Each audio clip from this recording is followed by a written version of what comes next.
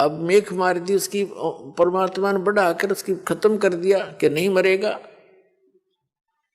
और ये है समर्थ की शक्ति। लेकिन हम सत्संग के अभाव से फिर विचलित हो जाते हैं। उसने अपना फिर जीवन नाश कर लिया मूर्ख ने।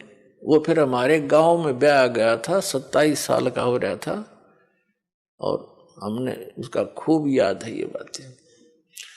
तो पुण्यात्माओं, आपका सौभाग्य, आपने ये वचन भी सुनने को मिल रहे हैं ना। काल तो आपके कान के छींट भी ना लागने देश ज्ञान की।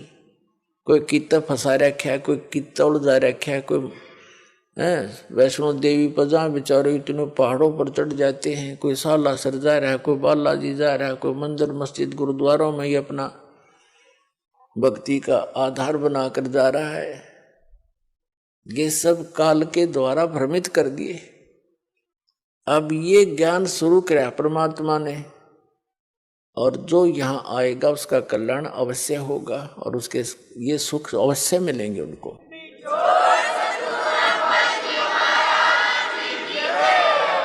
जैसे प्रसंग चल रहा था कि सबको मालूम है, ये तो सभी मानते हैं कि भाई बुरे का फल बुरा ही होता है, लेकिन डर निकल गया हमारा। डर कब निकलता? जब हमें ज्ञान नहीं रहता। अब हम अपनी मर्जी से, अपने व्यवस्था से भगवान के विधान को त्याग कर स्वयं अपने कर्म के लेख को चेंज करना चाहें, कभी नहीं हो सकता। जिस समय कंस ने अपनी बहन देवकी का विवाह श्री वासुदेव जी से किया, श्री कृष्ण जी के माता पिता थे वो, और कंस उनका मामा था, तो उसने बड़े प्यार से अपनी बहन का विवाह किया, और उसको सी ऑफ करने के लिए अपनी नगरी की सीमा तक छोड़कर आते थे। स्वयं रथ को चला रहा था, और दोनों उसके बहनोई और बहन रथ के पीछे बैठे थे। रास्ते में आकाशवाणी होगी कि तेरे मारने वाला कंस तेरी बहन की कोख से पैदा होगा, और उसका 8वां पुत्र तेरी मृत्यु का कारण बनेगा। अब देख अकल की कमी है। एक तरफ तो कंस ने वह आकाशवाणी साची मान ली कि 8वां पुत्र होगा तेरी बहन का, वो तेरी मौत उसके हाथों है। ये तो अटल मान ली उसने सच्ची होगी। फिर जब सच्ची मानी तो उसने फिर उसको बदलने के तरीके अपनी सोच से अपनाए, अज्ञानियों की सलाह से। वहीं से रथ को वापस मोड़ लाया, और उनको दोनों को मारने लगा। अब अपनी मौत तो इतनी प्यारी, और बहन और दामाद उस बनोई की मौत उसने कुछ भी ना समझी, अकल के हीन ने। तब उन दोनों ने प्रार्थना की कि भाई, उसकी बहन कहने लगी भाई मुझे मारे ना, क्यों बहन भाई का लगाव न्यारा ही होता है। भले ही वो इस बात को सोच रहा था, फिर भी बहन की इस पुकार को पर उसने जोर देना पड़ा। कुछ रजा मालिक की थी कि तू ऐसा कर, हमें मारा मत, हमने यहां नजरबंद कर ले दोनों को, जितनी भी संतान होगी हम तुझे दे देंगे, तो जो चाह वो कर लिए भाई। तो उसने सब सोच ली, ठीक है मेरी 7वीं संतान, 8वीं तक तो मार दूंगा, 8वीं के बाद होगा इनके भाग की। उसने यहां तक सोच ली, तो उनको रख लिया। चल, बहन को मारने का भी पाप बच गया। फिर लग गया नवजात शिशुओं को मारने।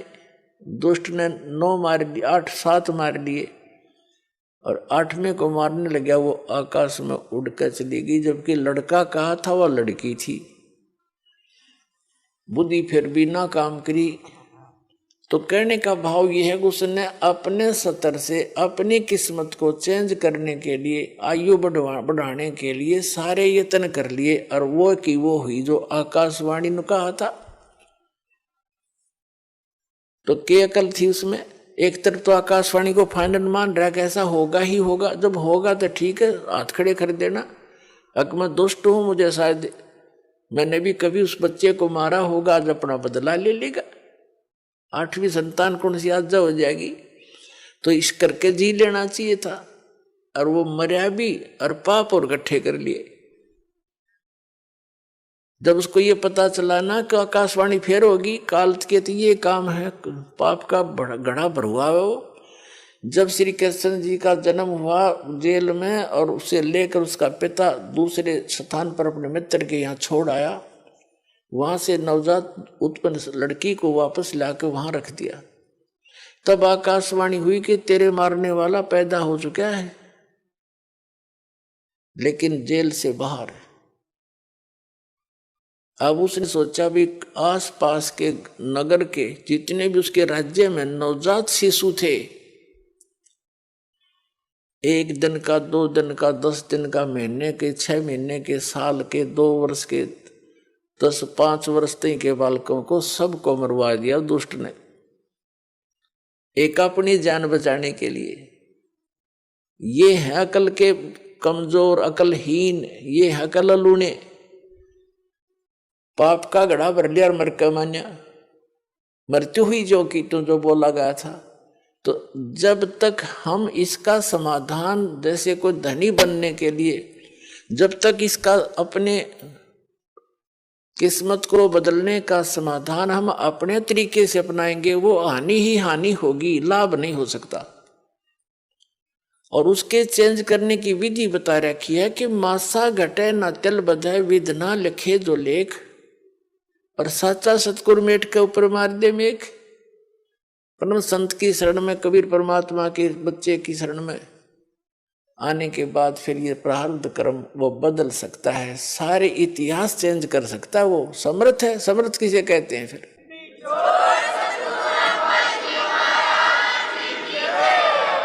अपने आत्मा परमेश्वर हमें याद दिलाते हैं कि तुम यहाँ के वासी नहीं हो, और वो परमात्मा स्वयं ही चलकर आते हैं, हमें यथार्थ ज्ञान बताते हैं। जैसे आप जी सत्संग में आते हैं, महीने, 2 महीने, 10, 15 दिन, महीने, 4 महीने में तकरीबन सभी आ लेते हैं। तो अन्य व्यक्ति तो ये सोचते हैं कि ये कितना हानि करते हैं, किराया लगता है, काम छोड़कर जाते हैं। पुण्यात्माओं, आप जी को ये ज्ञान होना चाहिए कि आप जहां से चलते हो और यहां तक जो भी आपका किराया भी लगता है, वो भी परमात्मा के पुण्य में है, आपका धर्म में लग रहा है वो पैसा, वहां से लेकर यहां तक। और जो दान धर्म करते हैं आपको, वो तो डायरेक्ट दिखाई देता है कि मैंने दान डाला है, मेरा पुण्य हो गया। लेकिन वहां से यहां तक आने और जाने का जो आपका किराया है, वो भी आपके धर्म में लिखा जाता है। अब बगैर ज्ञान के हम ऐसे उलझे रहते हैं, अपने आप धनी बनने के लिए 100 तरीके अपनाते रहते हैं। परमात्मा कबीर जी कहते हैं, कल्पे कारण कौन है, कर सेवा निकाम, मन इच्छा फल देऊंगा जो पड़े मेरे ते काम। कि मेरे सतर का, जो भगवान के सतर का तेरा कोई ऐसे कार्य आवेगा, कोई आपत्ति आवेगी, तो फिर कहता है तू चिंता ना करना, तेरा मन इच्छा फल दूंगा तुझे। यदि तू परंतु रहना पड़ेगा तूने मेरी मर्यादा में। भगत की कैसी मर्यादा है? भगत और जगत का आपस में मतभेद सदा से रहा है। इसका कारण क्या है? इसका कारण ये है कि भगत की परंपरा, मर्यादा जगत से भिन्न बन जाती है, और जिन परंपराओं को लेकर वो पहले समाज में चल रहा था, इतने वजन को उठाकर इस भक्ति मार्ग पर प्राणी चल नहीं सकता। जैसे कोई यात्री है, यात्रा कर रहा है, उस वो पहले ही सोच लेता है आवश्यक वस्तुएं ही लेकर साथ चलूं, अधिक गठड़ी उठाने सफर नहीं कर पाऊंगा, उसको अंडरस्टूड होता है। तो वो ज्यादा नहीं बांधता, एक थैला छोटा सा काख में टांगा, आवश्यक वस्तु डाली और सफर पर चल पड़ता है। जो भक्त बन गया वो परमात्मा के मिलने वाले मार्ग पर चल पड़ा, और जो भक्त नहीं बना वो वहीं बैठा अपने घर पे, वो उस वस्तु को प्राप्त नहीं कर सकता। तो उसकी मर्यादाएं कुछ अन्य हैं, उनसे हटकर हम अपने सीमित करके इस सफर पर चल सकते। तो इस प्रकार जगत और भगत की आपस में मतभेद बना रहता है कि ये तो ऐसे भी नहीं करते, ये त्योहार भी ना मनाते, ये तो दहेज भी ना देते, ये लेते भी को नहीं है। तो इस तरह के हम नहीं कर सकते, क्योंकि हमें ज्ञान हो गया कि आज हम किसी से लेते हैं, कल देना पड़ेगा। तो क्यों सिर में दर्द करे फिर देने के लिए? जैसे आज कोई रिश्वत ले रहा है किसी से, 5,000, 10,000, 20,000 ले ली, और वो उसने देनी पड़ेगी फिर उसको आगे चल के अगले जन्मों में। अब परमात्मा आदरणीय गरीबदास साहिब जी कहते हैं, तुमने उस दरगाह का मैल नहीं देखा और धर्मराज के तिल तिल का लेखा।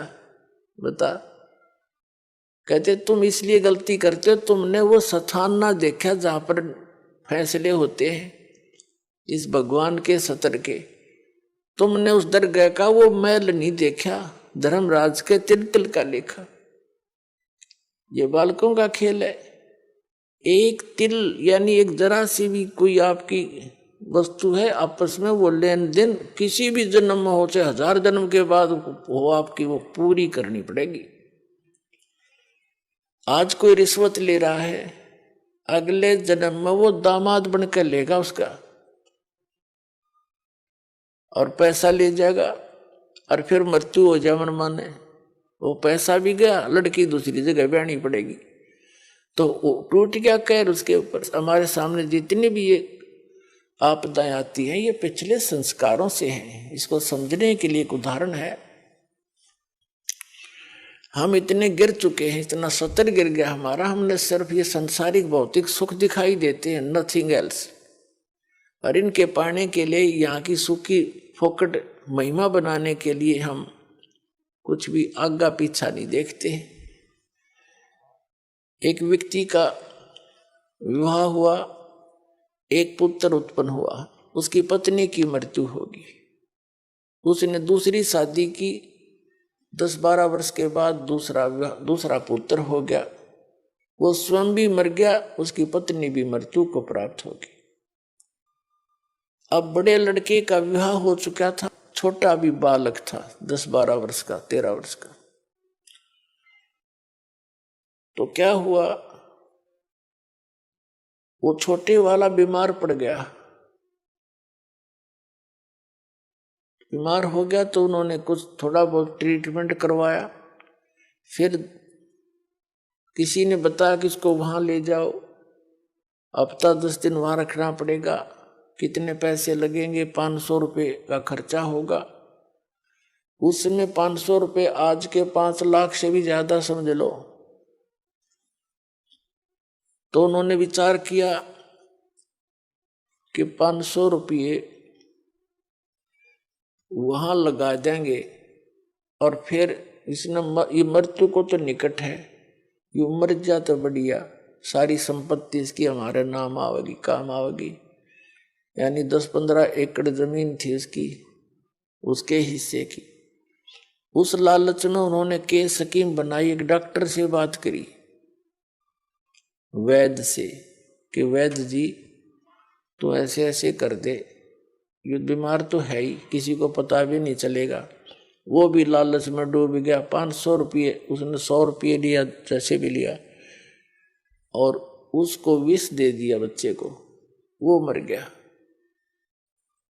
मर गया तो कुछ दिन के बाद वो तो खुशी का ठिकाना नहीं, किसी को पता चला नहीं, रास्ते का रोड़ा भी निकल गया उनके सोच से। फिर बताते हैं कि उनका बच्चा लड़का हो गया 1 वर्ष के बाद। अब खुशी का ठिकाना नहीं, पाला पोसा, उसका विवाह कर दिया। 16 जल्दी विवाह कर देते थे, तो 12-13 वर्ष के का, 15-16 वर्ष का जब वो लड़का हो गया, बीमार हो गया, संतान कोई थी नहीं, इतना बीमार हो गया कि अपने पुत्र को उन्होंने जहां भी जिसने बताया झाड़ फूक करने वाला या कोई वैद्य डॉक्टर, सब जगह ले गए। वो जमीन भी बेच दी, आधे से भी अधिक, और उसको कोई आराम होने का नाम नहीं। एक दिन वो उसका पिता बैठा, लड़का लेटा हुआ चारपाई पर, कति अस्थि पिंजर शेष था।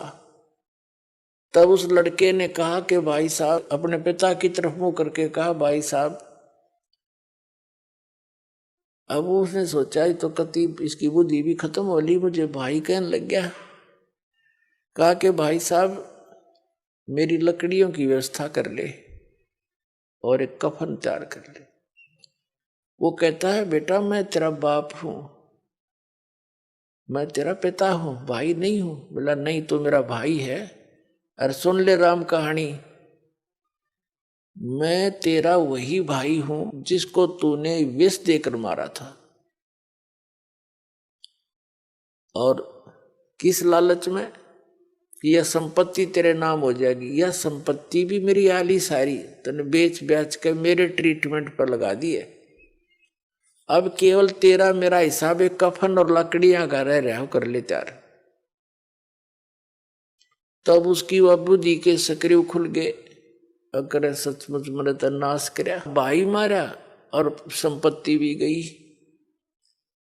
रोन लग गया आंखों में पानी भर के। तो वो लड़का कहने लगा भी रोन दौड़ तो कुछ ना पाखंडी, तो अपनी तैयारी पकड़े। अब उसने उस समय विवेक आया कि भाई ठीक है, जैसा इस नीच ने करा मेरे तो आगे आगी। इबोर तो संतान मेरा हो को नहीं, इकलौता पुत्र था तो मरेगा, मेरा तो वंश नष्ट हो गया। जिसा मुझे मैंने किया ठीक मिला मुझे तो। पर एक बात और बता दे, जो है तेरी पत्नी है, तेरी मृत्यु के बाद अब इसको जीवित जलाया जाएगा, क्योंकि सती प्रथा थी उसमें।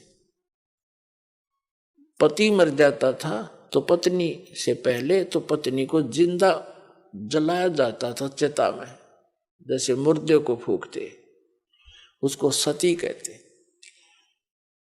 अब इसका क्या दोष, इसने अब इसको जिंदा जलाया जाएगा। तब उसने बताया कि वो डॉक्टर कहाँ है जिसने मुझे व्यस्त दिया था, वैद्य। उन्होंने बताया कि आपके 2-3 वर्ष के बाद उसकी मृत्यु हो गई थी। तो उस लड़के ने बताया कि ये वही है, ये डॉक्टर मेरी पत्नी। अब यो भी भोग लेगा अपने करे हुए को। तो पुण्यात्माओं, ये भले ही आपने कथा लगती हो, पर विधान है परमात्मा का। यो तुमने उस दरगाह का मैल नहीं देखा और धर्मराज के तिल तिल का लेखा। एक एक पाई पाई का हिसाब होगा वहां पर। तो इस प्रकार हमने परमात्मा पर विश्वास करके, और जो साधना दास बताता है इसको करके देखो, और फिर लाभ देखिए उस परम पिता के। आपकी किस्मत से न्यारे देने लगेगा आपने, आप सोच भी नहीं सकोगे भगवान, हम तो सुना करते भगवान ऐसा कर देता है, पर और आज हो रहे हैं हमारे साथ। आपके कई दिन में समझ में नहीं आओ यू हुआ कैसे, यू कार्य कदे सोच भी ना सकते, यू तो किसी तरह भी होने का नहीं था, और ऐसे कर देगा आसानी से, आप सोच भी नहीं सकते। और फिर आपका विश्वास और दृढ़ होगा, ऐसे भक्ति में लग जाओ। जैसे परमात्मा ने एक एग्जाम्पल दिया, खुद मालिक ने आके, कुल धनी ने, कबीर भगवान ने, कबीर परमेश्वर काशी में एक धानक बनकर रहा। अब परमात्मा का विधान है कि वो स्वयंभू है, उसकी लीला में लिखा है, वो उसके गुणों में लिखा है। और वो सतलोक से, सचखंड से जहां भी वो रहता है, हम उसको किसी भी नाम से उस स्थान को पुकारते हैं। अमरलोक कहो, सतलोक कहो, उसको झूलोक कहो, तो वहां से रहता है वो परमात्मा। नर आकार है, राजा के समान वहां बैठा है, सिर पे मुकुट है, सिर पे छत्र है, सफेद वस्त्र है, सफेद कलर है, सफेद ही उसका प्रकाश निकल रहा है उनके शरीर से। करोड़ सूर्य मिला दे, करोड़ चंद्रमा एक रोमकूप की, इतनी शोभा है। और वहां सफेद पृथ्वी है, वो सफेद, जैसे यहाँ की पृथ्वी का कित बालू रेत जैसा रंग है, लाल लाल गेरुआ सा, कहीं पर काली मिट्टी है, तो वहां का सभी मिट्टी बहुत चमकीली है, सफेद है और उपजाऊ गणी है। उस सतलोक ऐसा स्थान है, एक पृथ्वी है। और ये नकली जितने भी सतलोक के गुणगांव हैं, सचखंड बताओ हैं, ये राधा स्वामी पंथ, जय गुरुदेव पंथ, बिहानी जनोद वाला पंथ, ठाकुर वाला पंथ, किसी ने देख ले, कबीर पंथियों को देख लो, इस दास के अतिरिक्त कोरी उआ बाई बकरे, और जय गुरुदेव पंथ, और ये सच्चा सौदा सरसा वालों का, और जगमाल वाली वाला पंथ, ये सभी वहां कहते हैं वहां तो प्रकाश ही प्रकाश है, चेतन प्रकाश है। और मुक्त जीव वहां जाकर उसमें मिल जाती, लीन हो जाती है उस जाकर बूंद समुद्र में। एक आधा चतुर कबीर पंथी कहता है आत्मा तो डॉट रूप में रहती, बिंदु बिंदु। खाक देखा उन्होंने परमात्मा को, मूर्ख बना रखा। तो ये सभी अभी तक भ्रमित थे, इनका अनुभव निल था, इनका भक्ति विधि सही नहीं थी, इनका ज्ञान भी गलत था, इनके मंत्र भी गलत थे। पांचों नाम काल के जाप करें, बात करें सतलोक जान की, टिकट कटारे लोकल बस की, बात करें अमेरिका जान की या अमेरिका से भारत आने की। तो ये कैसे बन सकती ये बातें? तो ये इनके नाम में गलत है वहां जाने वाले, तो कैसे पार होंगे? ये अंडरस्टूड है, क्योंकि हम इतने विश्वासी हैं कि जो गुरु बता रहे हैं फाइनल है बस, और सोचना है नहीं। ना सोचो, वो शिवदयाल भूत बन गया है, बुक्की में बोला अपनी शिष्या में, सारे तुम बोलोगे, और समझदार है उन्हें सोचना पड़ेगा और कल्याण कराना चाहिए। दास की प्रार्थना है, पाछे बनी सो बनी पीछे, अब शेष तो बच जाओ। कितने दिन से शोर मचा रहा हूं, जेल में मैं चला गया तुम्हारे लिए, यह सच्ची कहने के चक्कर में, और कहूंगा आखिरी सांस तक, चाहे शरीर रहो या ना रहो, कोई बात है या?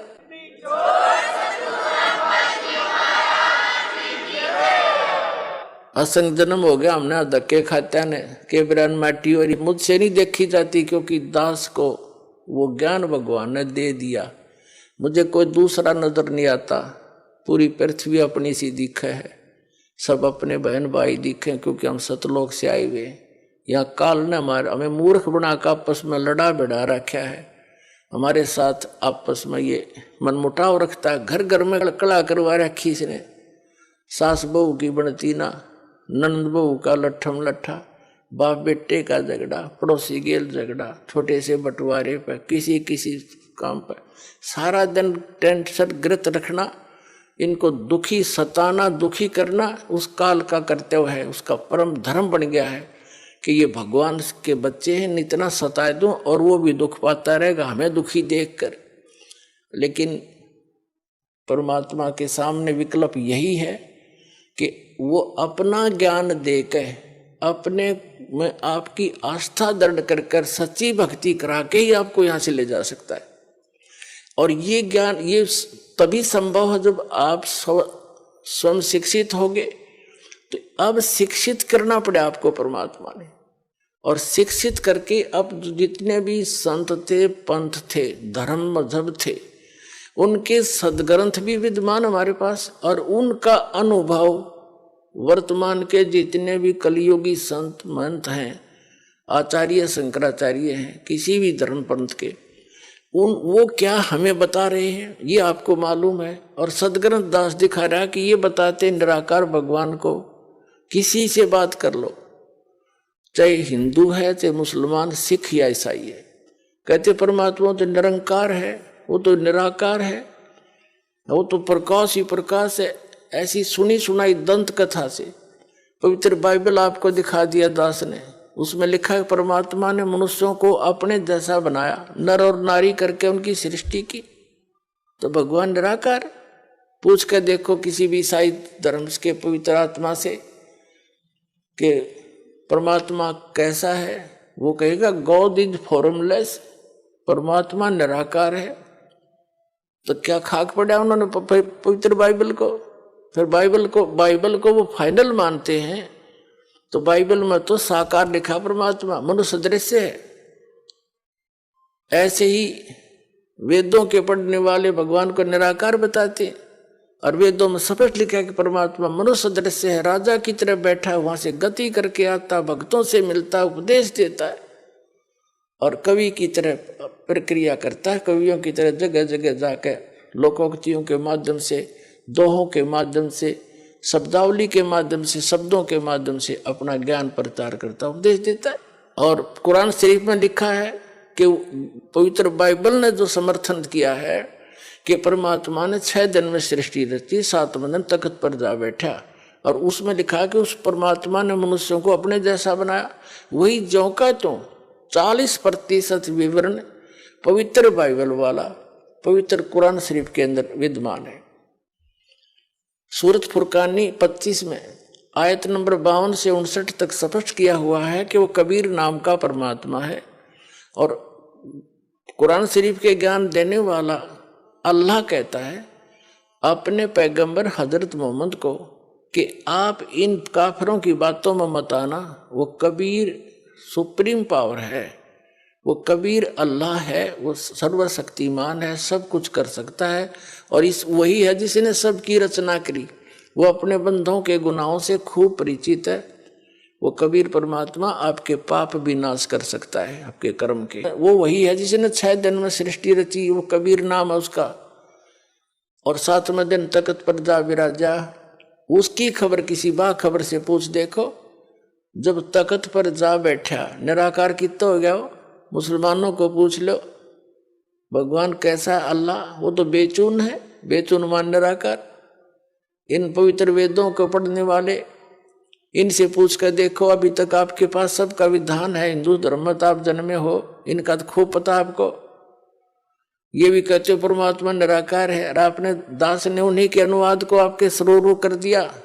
इन अंग्रेजों का कराया हुआ अनुवाद, इंजीनियरों का, इन आर्य समाजियों का आर्य निराकार बताएं, और खुद अनुवाद कर रहे हैं। भगवान राजा के समान देखा जाता है, वहां से गति करके आता है, भक्तों से मिलता है, उपदेश देता है, कवि की तरह घूमता है, और फिर भी निराकार बताओ। सबकी बुद्धि घुमा रखी काल ने। तो पुण्यात्मा अब रजा हुई है परमात्मा की आपके ऊपर। अब आपकी रुचि बढ़ेगी इन प्रमाणों को देख के, सचमुच सारी बात सच्ची, और वह ऐसी सृष्टि है, वहां सब मुक्त प्राणी ठाठ से रहते हैं। जो सुख आप यहाँ खोज रहे हो वहां मिलेगा, और यहाँ तो आप रह ही नहीं सकते, चाहे राष्ट्रपति बन जाओ, और चाहे सारी पृथ्वी पर तो मकान बना ले, 100 कोठी बना ले, ये तेरी है नहीं। मूर्ख बंडा बना रहे तो वहां क्यों ना चल रहे। यहाँ तो जब तक यहाँ रहना है भक्ति कर, जैसा मालिक देता वैसे तो रहे। जो राखे तो ही रहूं, मेरा के चारा, और खाने जाद खरीद हूं गुलाम तुम्हारा। ये परमात्मा मैं तो आपका दास हो गया। अरदास की चिंता मालिक ने, नौकर की चिंता मालिक ने खूब बनी रहती है। ये दयालु मालिक है हमारा। जो मालिक हमने मान रखे तो कसाई है, ये ब्रह्म ज्योति निरंजन काल, इसको हमने मालिक मान रखा था, ये तो कसाई है, ये तो आपके अपने स्वार्थवश रोके हुए। और जब हम दयाल की शरण में आएंगे तो हमारे सारे दुख दूर हो जाएंगे। तो कबीर साहब वो दयालु मालिक है, उसकी शरण में आगे तो उसको सब पता है, मेरे बच्चे को क्या आवश्यकता है, मेरे नौकर को सब सुविधाएं देता है, क्योंकि उसके अंदर दया होती है। तो हम उसकी शरण में जब आ गए तो हमारी सब समस्याओं का उसको खूब ज्ञान है। हम जो मांगेंगे और आवश्यक होगा वो दाता अवश्य देगा आपको। और हम मांगेंगे बकवाद, क्योंकि भक्ति के मार्ग में चल रहा व्यक्ति को एक पत्थर ठा के सिर पर फिर धरन लगे, उन्हें क्या कहेंगे? मूर्ख। समझदार तो ये कहेंगे क्यों सिर मारे, पत्थर में चल आगे न चलेंगे। तो कहने का भाव ये है कि जो आप अनावश्यक वस्तु मांगोगे, जो आपके ऊपर पत्थर के रूप में होगा और भक्ति में बाधा करेगा इस सफर में, तो दाता वो दे को ना चाहते, क्योंकि आपको आवश्यकता नहीं है उसकी, और हम उसकी आवश्यकता मान रहे क्योंकि हम बालक है। तो इस प्रकार पहले दास चाहता है, बुद्धिमान समाज है, बहुत सावधानी से सोचना पड़ेगा आपने, जो किस लिए हम माया इकट्ठी करते हैं, कोठी और कार बनाने के लिए, और बेटा और बेटी के ब्याह में बकवाद करने के लिए, व्यर्थ का खर्चा करने के लिए, और ये बे मतलब के त्योहार चोर बनाकर बम पटाखे बजाकर फंड करने के लिए। तो ये भक्ता के काम नहीं है। ना जाने काल की कर डारे, किस विध ढल जा पासावे, और जिनाते सरते मौत खुड़क दी उनानु केड़ा हसावे। हमने नोट ऐसे डर के रहना पड़ेगा या ना जाने के बिजली गिर जा। जैसे विवाह करते हैं बच्चों का, उसमें 6 महीने पहले तो जनता वाले घर वालों ने बेटी बहनी हो, और लड़के वाले की कभी बराबर खर्च वाले हैं, तो सारा पंगा पा रहे हर तरह का। तो उसके लिए फिर कितने बाद डीजे लाएंगे, हाँ, फिर बड़ी बड़ी बारात, और ये सारा काम बिगाड़ा नहीं फिल्मों ने। फिल्मों में देखा आपने कोई सिंपल वे तो ब्याह होता, बकवाद करें सारी, बड़े बड़े राजे महाराजा की तरह आगे पाछे बैंड बाजते चलो, तुरु तुरु तुरु करते चले हैं, लंबे चौड़े लैंप लैंप ला के फंड कर रहे। ये ब्याह करोगे बकवाद तुम? जुलूस तो पहले काट दे बालका का। तो हमने इस विवाह को बहुत सिंपल वे से करना है, कोई विशेष व्यवस्था नहीं करनी। वैसे तो बुद्धिमान व्यक्ति कोशिश तो अभी कर रहे हैं कि अभी हम तो चुन्नी पे ले आए, लड़की को चुन्नी पे ले आए, पर ठीक है, वो भी तो ब्याह है, वो कौन सा ब्याह को नहीं हुआ। और ये 36 बकवाद करके गाना और बजाना, घुटी लानी, फंड करना, डीजे नाचना, ये बकवाद तो नहीं करने। ना दहेज देना, हम दहेज देकर अपनी बेटी को कितने दिन सुखी कर सकते हैं? कुछ सोच कर देखो, कर सकते हो सुखी? बेमतलब का वो बकवाद और भागी निकम्मा बालक है, फिर नो लालच करें जहाँ उसने सतावा लड़की ने कोर लिया, वो पीवा घुट्टी रो घरते लाओ, बेचारी रो पीट के घर वाले दे, चल बस जाएगा बेटी का, बेटी का बसेगा भगवान ते, और उससे हमने दूर कर रखी, तो वो तो फिर कर्म में बसेंगे जिसे उसके हैं। हम सबसे पहले वो धन देंगे अपनी बेटी को जो कभी खर्च नहीं होगा, और हर समय उसका साथ रहेगा, सारी आपदाओं को टालेगा, और 2 रोटी समय पर देगा। ऐसे हम अपने बेटे को इस मार्ग पर लगाएंगे, वो अपने पर निर्भर होगा, भगवान पर विश्वासी होगा, और ज्ञान होगा कि आज मैं दहेज लूंगा, कल इसका गधा बन कर दूंगा, क्या फायदा लेने का। तुमने उस दरगाह का मैल नहीं देखा, और धर्मराज के तिल तिल का लेखा। जब हम जब इस ज्ञान से परिचित हो जाएंगे, तभी तो हम वहां सतलोक जा सकेंगे, तब से हमारी इच्छा हटेगी यहाँ से। अब जैसे आपको बार बार हम बताते हैं, जैसे श्रीमद् भगवत गीता अध्याय नंबर 7 के और श्लोक नंबर 4 में कहा है कि अर्जुन, उस ज्ञान को तू तत्वदर्शी संतों के पास जाकर समझ, उनको दंडवत प्रणाम करने से, कपट छोड़कर नम्रता पूर्वक प्रसन्न करने से, वो तत्वदर्शी संत तुझे उस तत्व ज्ञान का उपदेश करेंगे। वो तत्व ज्ञान है कौन सा? चौथे अध्याय के गीता जी के 32वें श्लोक में कहा है कि अभी तक जो ज्ञान तूने पहले सुना है 31 तक, चौथे अध्याय के 31 मंत्र तक, 25 से लेकर 31 तक, उसमें कोई कैसी क्रिया करता है, कोई कैसी भी कर रहा है, कोई देवता पूज रहा है, कोई स्वाध्याय करता है, जैसे कोई गीता का पाठ कर लेता है, कोई ये सुखमणि साहिब का जाप कर लेता है, कोई वेदों के 5-4 श्लोक याद कर लिए, उनको रोज रिपीट कर लेता है, कोई 5 बार की नमाज कर लेता है, और कोई मुंह पर पट्टी बांध के तीक्ष्ण अहिंसावादी व्रतों को करता है, नंगे पैर घूमता है, और कोई देवताओं की पूजा करता है, कोई योगासन करता है, कोई खड़ा होकर तप करता है, कोई बैठ के करता है।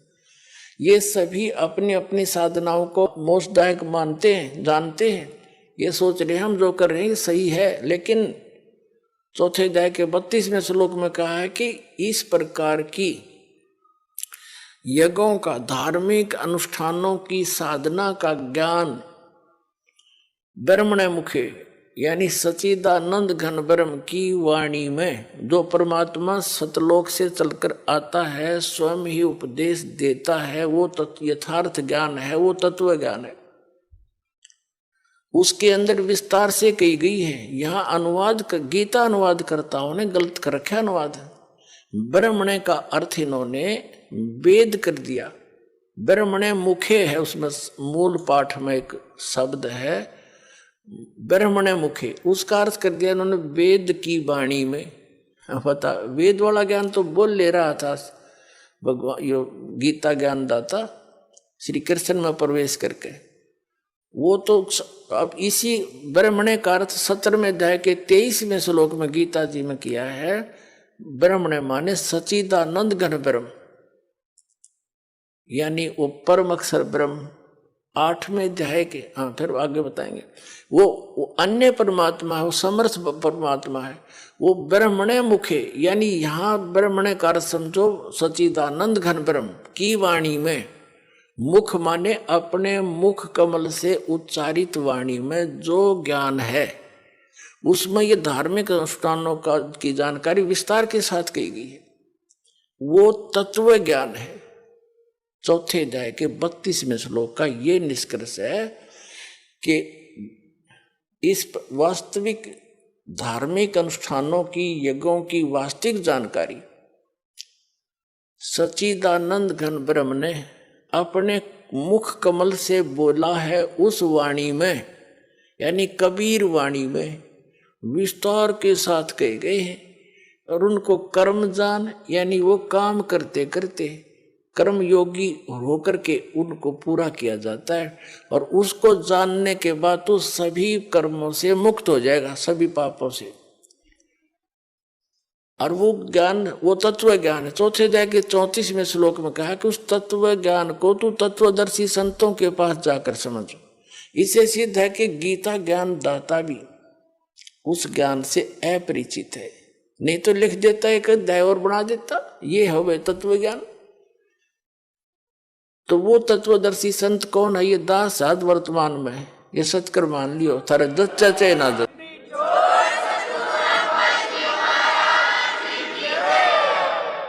और उनको दंडवत प्रणाम करने से पूरी गीता जी में केवल उस संत को ही दंडवत प्रणाम का प्रावधान बताया है, नहीं तो 18वें अध्याय के 65वें श्लोक में अपने विषय में कहता है गीता ज्ञानदाता के माम नमस्कारु, मुझे नमस्कार कर, मुझ में मन वाला हो, मेरा भक्त बन, तू निश्चय ही मुझे ही प्राप्त होगा।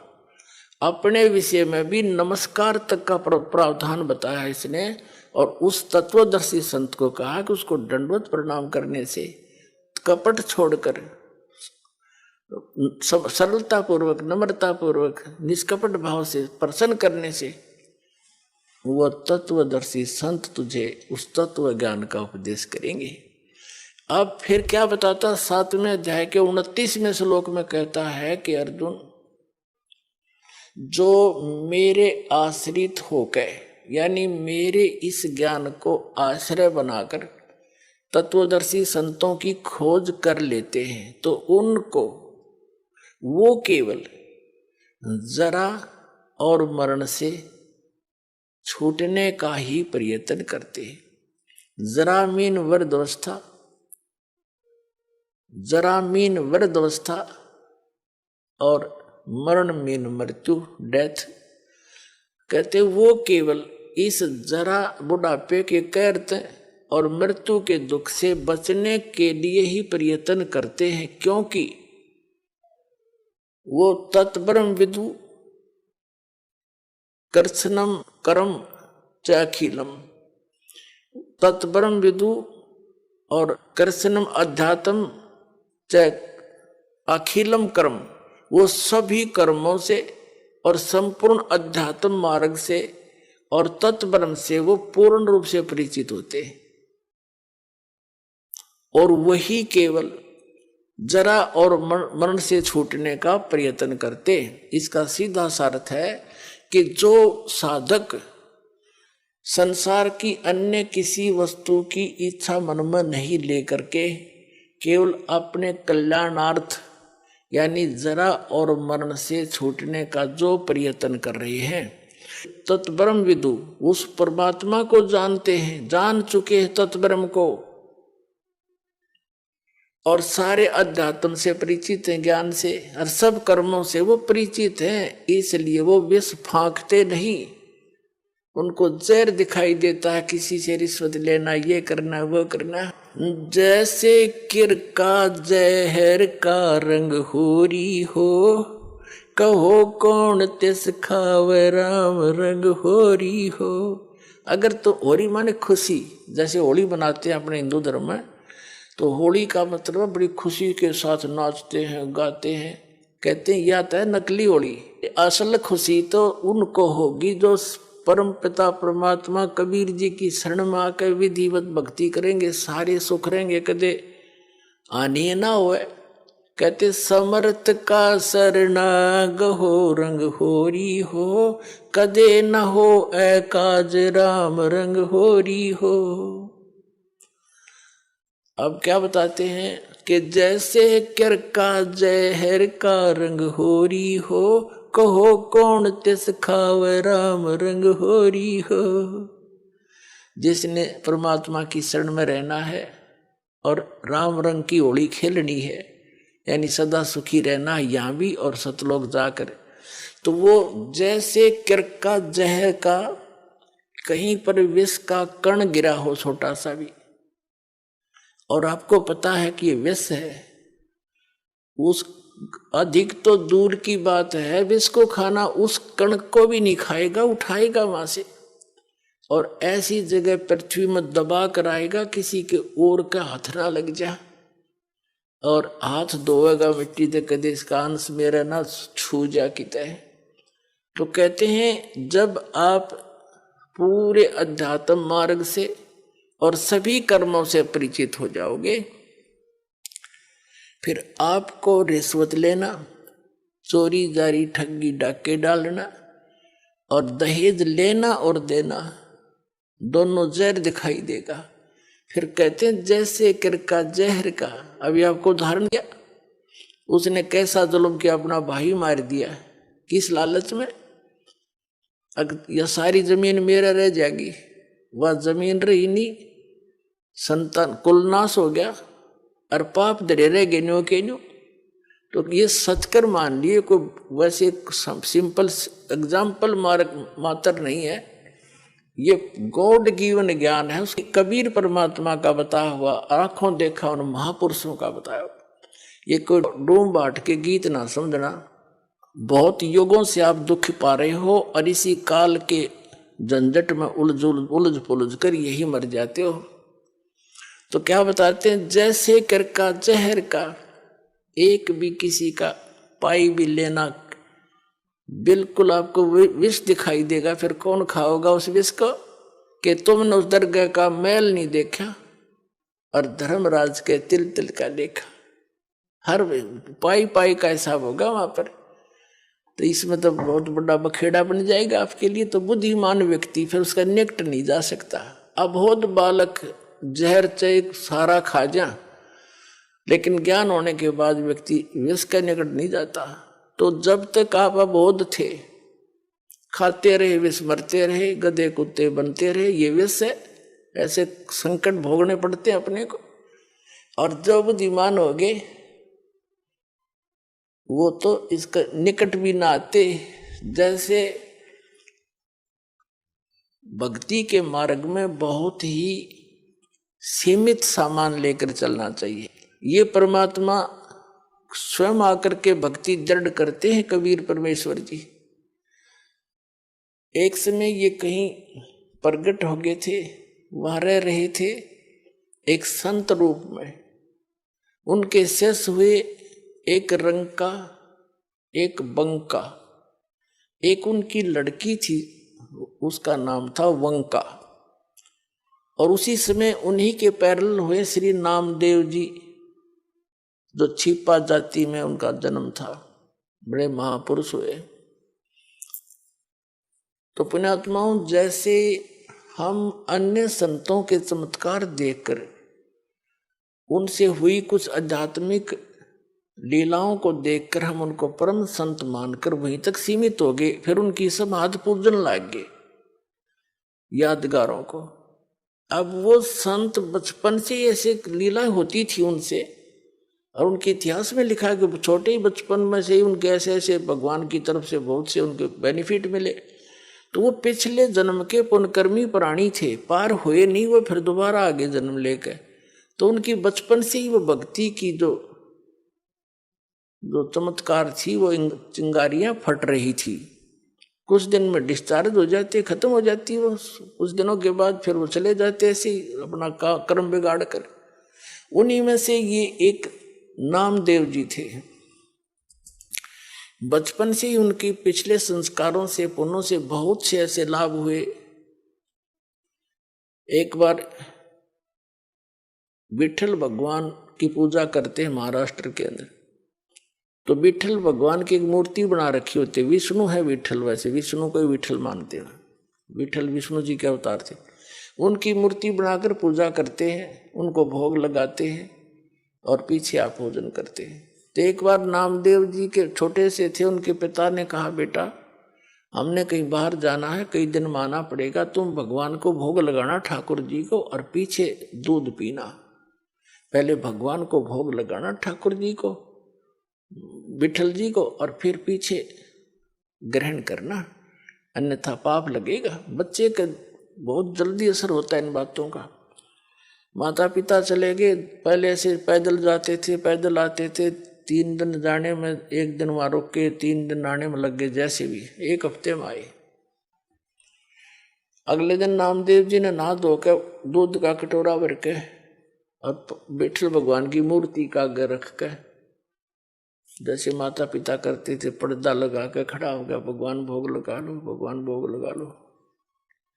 थोड़ी देर में पर्दा उठाया, जो का दो रखा कटोरा, नहीं दूध लगाया, नहीं पिया।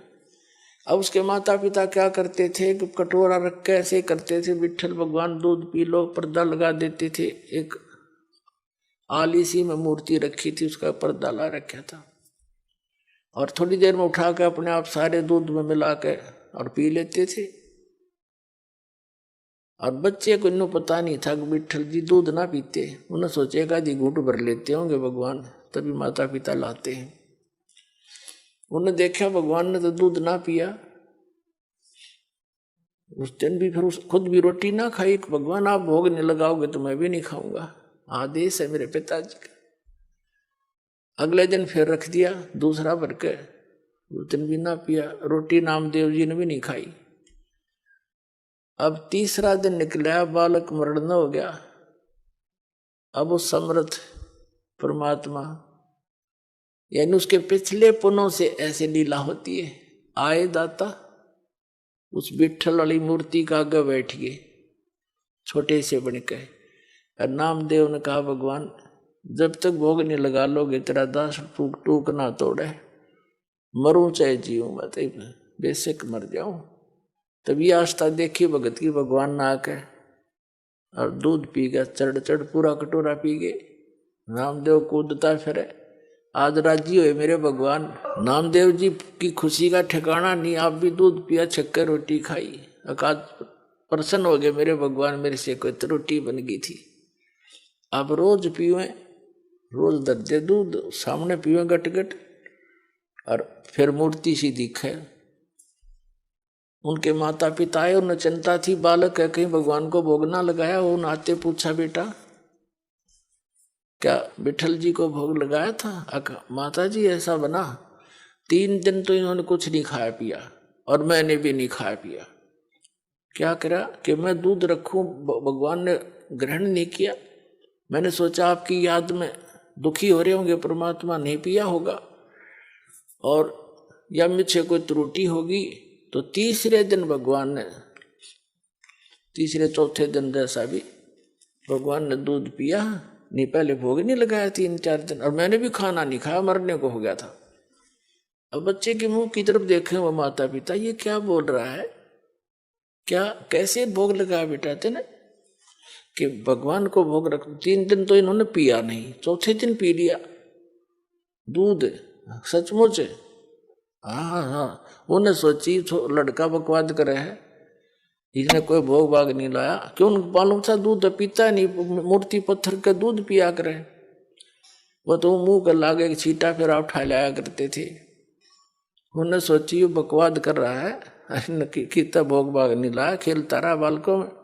न बोला सच्ची बता, न तने घड़ेंगे हम, झूठ बोले तू तो भोग नहीं लगा। भगवान पत्थर थोड़ा, मूर्ति थोड़ा दूध पीती है। अग्नि नहीं दूध पिया, मेरे सामने पिया। उनको और पकी दचकी झूठ बोला सारी लड़का। न बोले भाई तू झूठा गणा हो गया नामदेव, और हम तेरे से बात नहीं करते, तेने तो भोग लगा नहीं हमारे भगवान को। वो कहने लगे हमारे सामने लगा के दिखा कैसे दूध पिया। वो ना प्रतिदिन जैसा करता था, पूरे रूटीन से धोया, कटोरा दूध का भरा और रख दिया। हे भगवान मेरे माता पिता के विश्वास नहीं हो रहा दाता, भोग लगाओ। उसी समय मूर्ति से हाथ से निकले नू कचिया कचिया, और पकड़ कर उनके सामने, माता पिता के सामने गट गट दूध पी गया।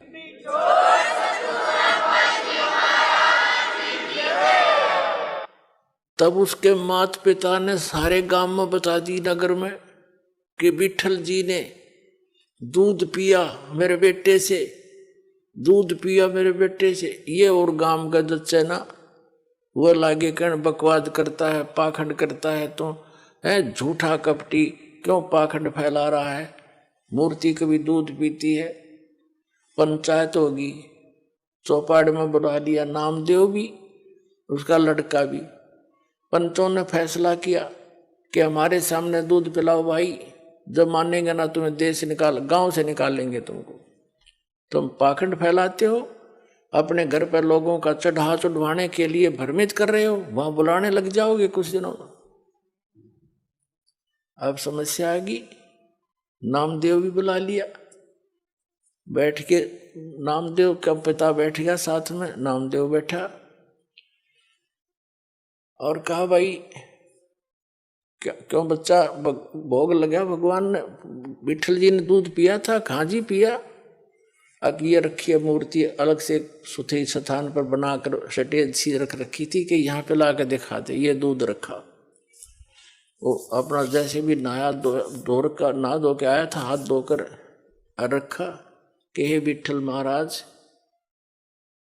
दूध भोग लगाओ मेरे दाता, मेरे माता पिता संकट के अंदर हैं, दया करो मेरे मालिक। उसी समय पंचों के सामने हाथ निकले मूर्ति से और गट गट दूध पी लिया। सारे देखे खड़े खड़े।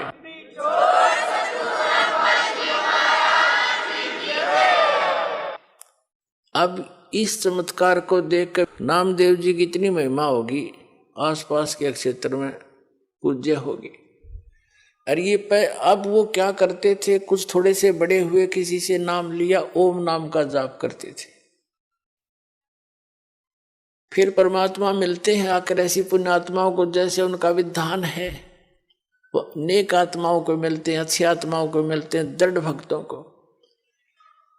तो कबीर साहब उनसे मिले, ज्ञान दिया कि ऐसे ऐसे भाई ओम नाम का जाप तुम कर रहे हो गुरु से लेकर के, ये तो ऐसे ऐसे सारी सतिथि बता दी, और इससे आगे एक और मंत्र है जो दास देगा आपको, और उससे मोक्ष होगा। ये तो असंग जन्म हो गए, जन्मते मरते। और ये छोटे मोटे जो लीला हुई है ना, ये तेरे पिछले पुण्यों से हुई है। आगे चार्जर ठीक नहीं है, पीछे बैटरी चार्ज थी, तब तक यह काम कर रही है। सारा समझाया उनको जैसे भी उस भाषा में। तो विठल नामदेव जी ने नाम ले लिया किससे? उस संत से जो स्वयं मालिक आकर रहे, गुप्त रूप से रहा करते थे। अब नाम भी ले लेते हम, लेकिन वो पुरानी जो साधनाएं हैं, जो क्रियाएं मन में समारी हैं, वो भी साथ करते रहते। एक दिन नामदेव जी, क्योंकि ये छिपा जाति में थे और ब्राह्मण लोग अन्य जाति वालों को भगवान की आरती में निकट नहीं जाने देते थे, दूर खड़ा रखते थे। वो आरती जहां करते थे विठल जी की, वो ब्राह्मण वर्ग ही रहते थे, वहां उसको सक्षेत्र था। एक दिन नामदेव जी जा रहे थे, आरती मंदिर में हो रही थी।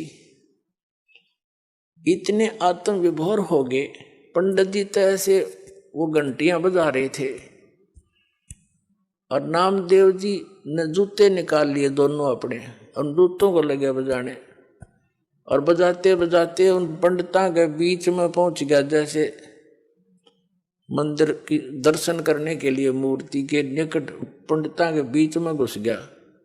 उन्हें देखा कि कौन आ गया, छोटी जाति का, हाथ में जूते ले रहा, पकड़ के बाजू से और मंदिर के पीछे पटक दिया जाके, कि इसने आरती में बाधा कर दी। कहते हैं भगवान कबीर साहब ने उस मंदिर का मुंह फेर दिया नामदेव की तरफ।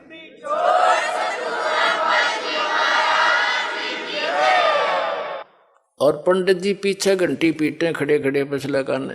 तो नामदेव जी उठकर आगे। अगले दिन वो उनसे मिला, अपने गुरु बहनों से, भाई से, रंका, बंका और वंका। तो घर पे पहुंचा, वहां आते जाते रहते थे। घर पे गया तो अकेली लड़की थी वंका, माता पिता कहीं बाहर गए हुए थे। वो लड़की कुछ पट्टी तैयार करे थी, जैसे किसी के चोट लाग जाए उसके जैसा भी देसी इलाज, कोई कूट छेद के जड़ी बूटी। नामदेव जी ने पूछा, बहन किसको क्या हो गया, आप क्या बना रही हो? अपने आत्मा भगत जो होते हैं वो भगत वाली भाषा बोला करते हैं। और लड़की बोली, भाई नामदेव तू चल रहा है बनमुखी, अपने हिसाब से चलता है भाई, तू आगा पीछा नहीं देखता। तेने क्या जरूरत थी वहां मंदिर उन पंडितों के बीच में जाके खसण की है? गुरु जी की बेइज्जती कराना चाहता था तू। जब तेरी बेइज्जती देखीगी नहीं गुरु जी पे, और गुरुदेव ने जो तेरा मंदिर घुमाया है ना, उसके कारण गुरुदेव का चोट लग गई हाथ के, और उसके लिए पट्टी तैयार करो। नामदेव कुछ सोच ले भाई, ना दुखी कराया करे। नामदेव ने सोचा, गुरु जी दिखे भी कोई ना वहां पर, और मंदिर घूम गया। उसने वहम हो गया था कि मेरी भक्ति ने कर दिया यू काम। उसकी फड़क निकालनी थी, वो भ्रम निवारण करना था दाता ने। अब उसने सोचा, बहन सचमुच एक और मैं बालक हूँ, मूर्ख हूँ, पट्टी ले जा रही हूँ, चाल मेरे साथ। वो दोनों गए। गुरु जी का चोट लाग रही हथेलियां पे, और लड़की ने मैलम लाकर पट्टी बांधी, चरना में पड़ गया, रोन लग गया। मैं बोला, भगवान मेरे से गलती होगी, माफ कर दो, आगे से ऐसी गलती नहीं करूंगा। बोला, कहा बेटा, जब मैंने मार्ग बता रखा, वो मंदिर में टिंडे लेने गया था तू, जो भक्ति मैंने बता रखी, इस विधि से तेरा कल्याण होगा, वहां किस लिए गया था? तू मानते हो नहीं, मनमुखी चलते हो, इसलिए मार खाते हो। तो उसके बाद उसकी वह दृढ़ता बढ़ गई सचमुच। लेकिन वो तो मालिक थे। वो जैसे आजकल परंपरा चल गई है कि गुरु ही भगवान होता है, गुरु भगवान नहीं होता। वो तो भगवान ना आए थे सीधे गुरु बन के, और अपनी भक्ति की सतिथि बना के रखनी थी।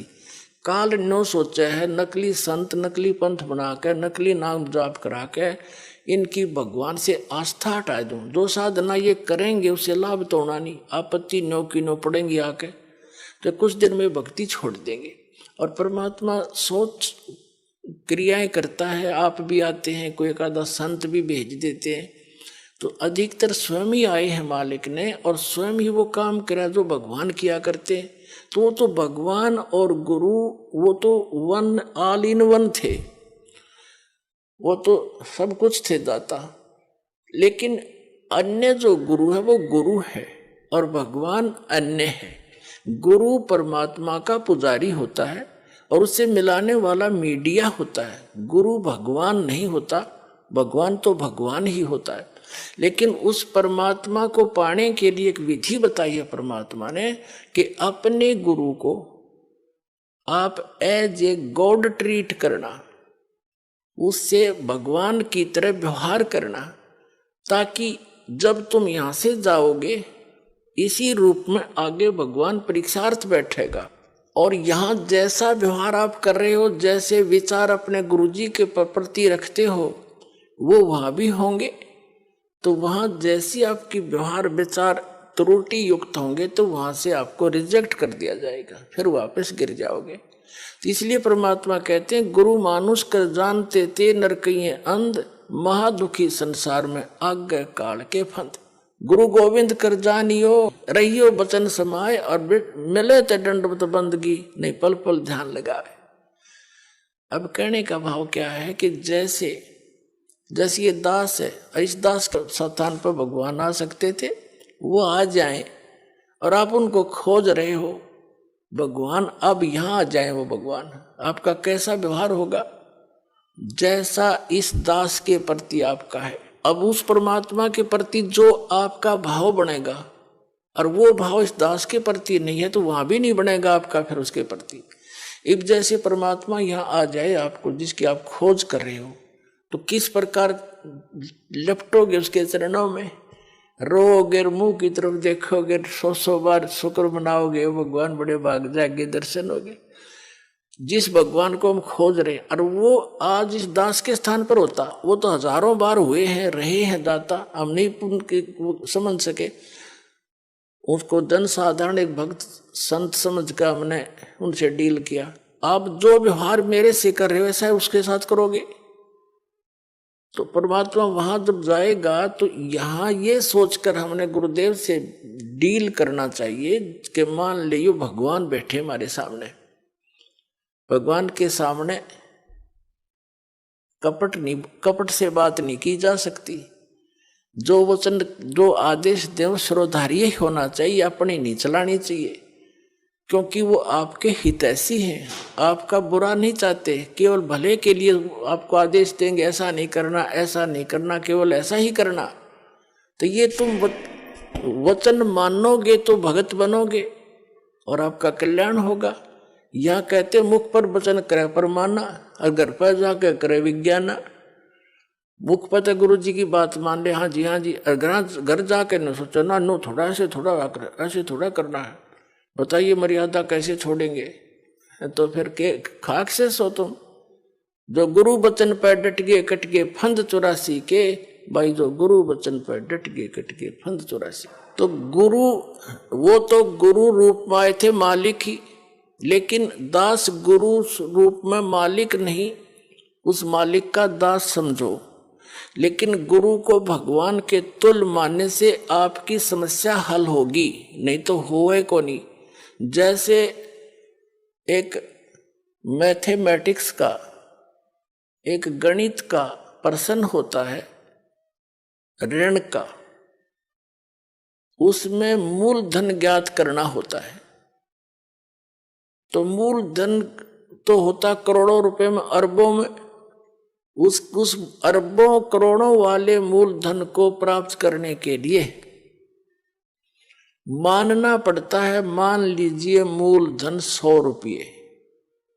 वो मूलधन 100 रुपये होता नहीं, लेकिन उसको मूलधन मानने बिना वो करोड़ों अरबों वाला मूलधन आपको मिल नहीं सकता।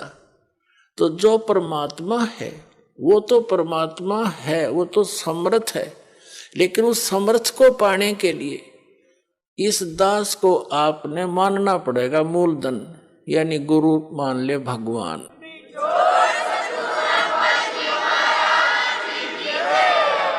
तभी आपकी यह समस्या हल होएगी, नहीं तो कति नहीं हो, 0 नंबर आओगे आपके। तो इस प्रकार समझदार को संकेत बहुत होता है।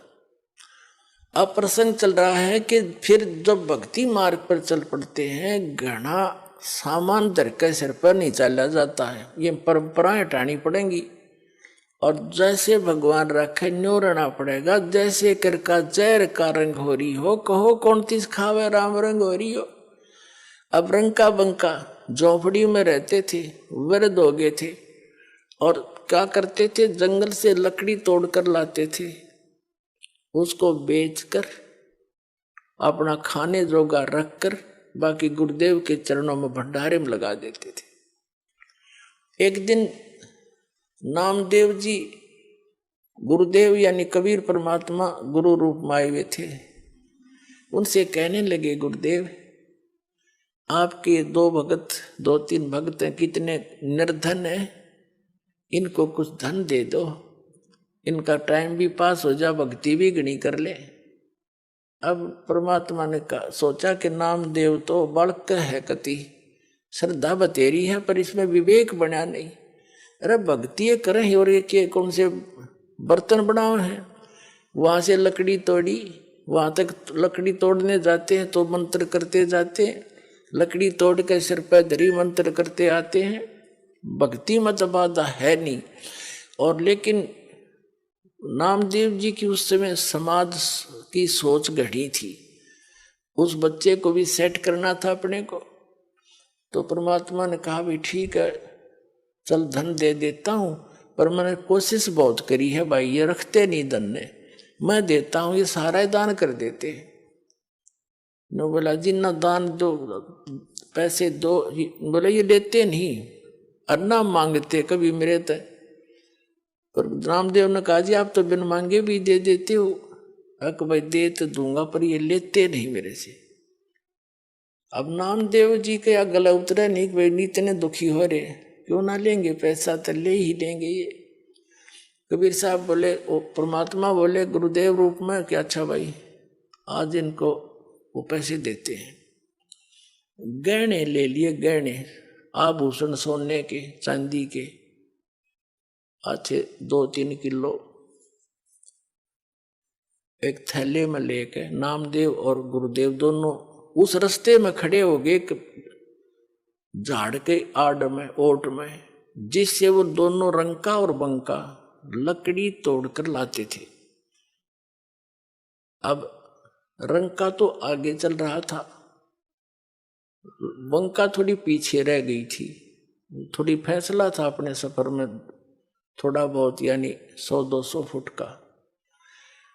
तो उससे परमात्मा ने क्या किया कि जिस रास्ते से वो आ रही थी वहां पर वो आभूषण डाल दिए, और उस झाड़ के पीछे जाकर दोनों छुप गए। अब आगे आ रहा था रंका, उसने देखा गहने पड़े हैं, और औरत जो है गहनों को देखकर लालच में आ जाती है, कहीं बंका अपने कर्म ना बिगाड़ ले। उसने पैर के साथ उस पर मिट्टी डालनी शुरू कर दी। सिर पर लकड़ी थी, पैर से रेता डालना शुरू कर दिया। अब बंका ने देखा मेरे पति रुक कैसे गए, कोई पैर में क्या हो गया इनको। उन्हें ध्यान से देखा, ये तो आभूषणों पर मिट्टी डाल रहा है। वह भी समझ गई इस बात ने। वो कहने लगी कि चलो चलो आगे, क्यों मिट्टी पर मिट्टी डाल रहे हो, आगे चलो। अब दोनों छोड़कर आगे चले गए अपना। तो परमात्मा बोले, नामदेव देख लिया तने, ना लेते मैं क्या करूं भाई। अपने आत्माओं एक दिन क्या हुआ, सत्संग चल रहा था, गुरुदेव सत्संग फरमा रहे थे, और रंका और बंका दोनों पति पत्नी